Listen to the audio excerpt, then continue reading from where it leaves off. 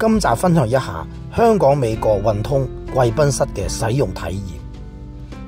佢位於香港機場禁區內60號閘附近，使用資格包括美國運通細頭白金卡。入邊唔係好大，但座位種類都比較多。今次我哋選擇坐窗口位。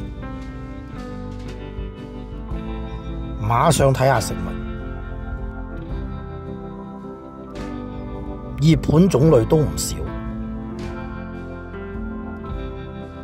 中西式都有，仲有甜品。不過我個人比較鍾意中式嘅點心。熱盤旁邊嘅冷盤有沙律同埋蛋糕。最後係大家最期待嘅花膠湯，好味道令人飲完一碗又一碗。跟住去到飲品區，酒吧有芝士，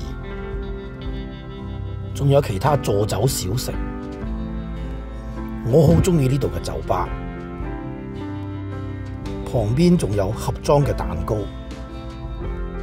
仲有果汁。我叫咗杯生啤，再嚟多杯白酒，坐喺度嘆世界，睇飛機，